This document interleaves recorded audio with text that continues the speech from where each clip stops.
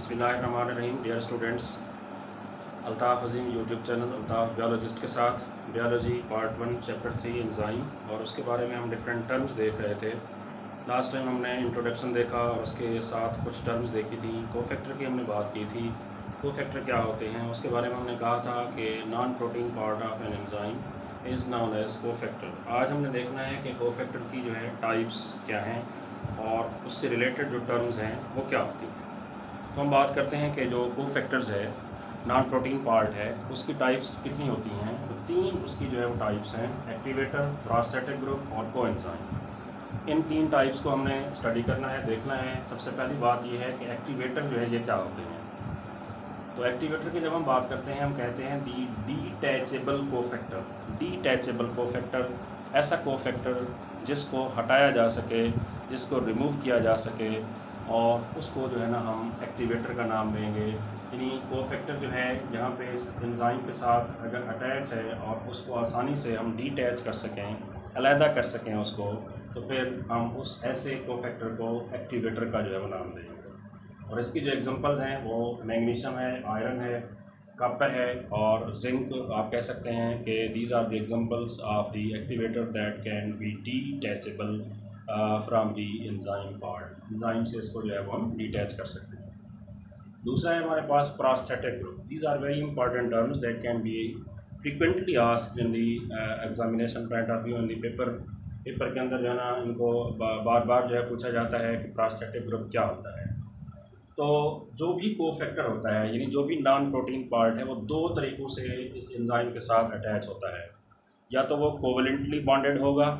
अगर वो covalently bonded है देन इट मीन्स कि वो मजबूती के साथ उसके साथ जुड़ा है। अगर कोफैक्टर कोवलेंटली बॉन्डेड है प्रोटीन एंजाइम के साथ, देन फिर उस कोफैक्टर को हम कहते हैं कि ये प्रोस्टैटिक ग्रुप है। दूसरी बात यह है कि अगर वो लूजली अटैच हो एंजाइम के साथ, जब भी वो लूजली अटैच होगा मीन कि उसके साथ कोई कोवलेंट बॉन्ड नहीं है, लूजली अटैच है। जब लूजली अटैच होगा नॉन प्रोटीन पार्ट तब हम कहेंगे कि ये कोएंजाइम कहलाएगा। अगर वो लूजली अटैच्ड होगा नॉन प्रोटीन पार्ट, याद रख लें 2 चीज़ें। अगर वो मजबूती से जुड़ा है कोफैक्टर तब हम उसको कहेंगे प्रोस्टैटिक ग्रुप है, लेकिन अगर वो लूजली अटैच हो तब हम कहेंगे कि ये कोएंजाइम है। और जो कोएंजाइम होते हैं वो रिलेटेड होते हैं, जो विटामिन्स होते हैं different A B C D, वो उससे जो है ना रिलेटेड होते हैं, जो जिनको जो है हम नाम दे रहे होते हैं कोएंजाइम का। तो ये मेन जो है ना इसकी टाइप्स हैं। फिर हम देखते हैं कि इसकी जो टाइप्स हैं कोफैक्टर की, वो अटैचमेंट के लिहाज से, एंजाइम के साथ अटैचमेंट के लिहाज से उसकी जो है वो कितनी टाइप्स हैं। उसकी जो है ना फिर 2 टाइप्स हैं। एक को आप एक्ो एंजाइम का नाम देते हैं, एक को होलो एंजाइम का नाम देते हैं। साल 2021 में जो पेपर आया है उसमें ये क्वेश्चन आया था कि what is the difference between apo enzyme and holo enzyme. तो ये सवाल जो है वो आ चुका है इम्तिहान में। तो इस लिहाज से बाकी भी ये इंपॉर्टेंट टर्म्स हैं जो अक्सर जो है ना इस चैप्टर से शॉर्ट क्वेश्चन के तौर पर जो है पूछी जा सकती है। तो हम एक्ो एंजाइम की बात जब करते हैं कि एक्ो एंजाइम जो है ये क्या होते हैं, तो हम इसकी डेफिनेशन जो है वो कुछ यूँ करते हैं कि an enzyme with its coenzyme और प्रोस्टैटिक ग्रुप।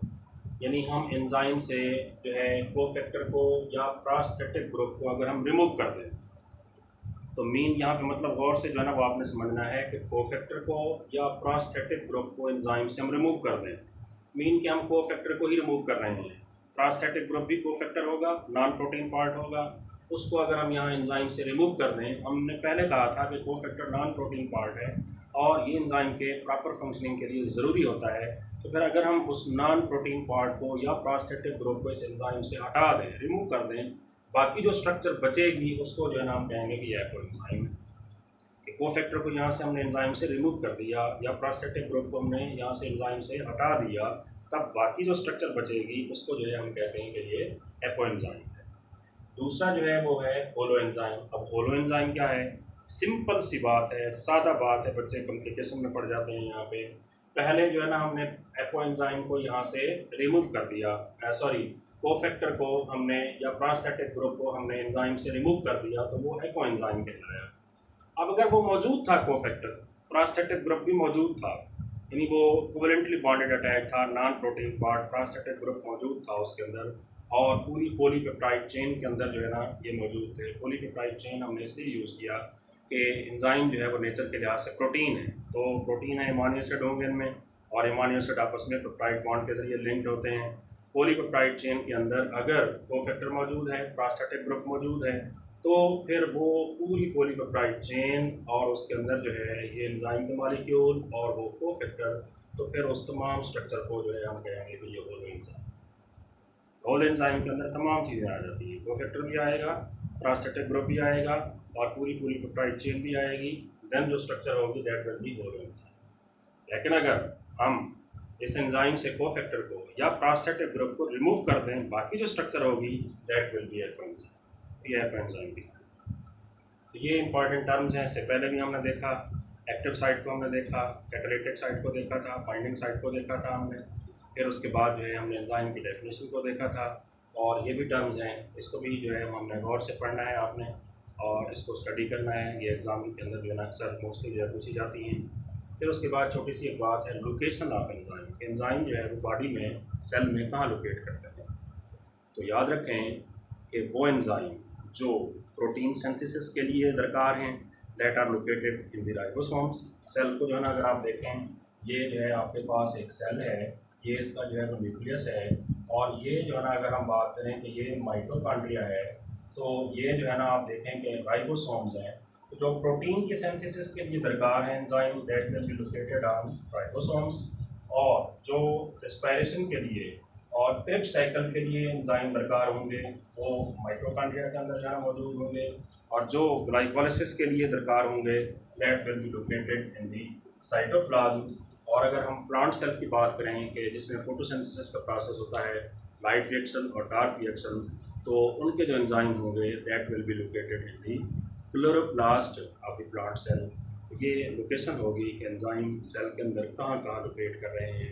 रेस्पिरेशन के लिए माइटोकॉन्ड्रिया और साइटोप्लाज्म के अंदर हैं, प्रोटीन सिंथेसिस के लिए राइबोसोम्स के अंदर मौजूद हैं, और फोटोसिंथेसिस के लिए जो है ना ये क्लोरोप्लास्ट के अंदर जो है मौजूद होते हैं। तो ये मेन लोकेशन होती है सेल के अंदर जो है एंजाइम्स की। तो ये भी एक शॉर्ट क्वेश्चन पूछा जाता है कि give the location of the enzymes in the cell, what enzymes are located in the cell, where enzyme are located in the sales.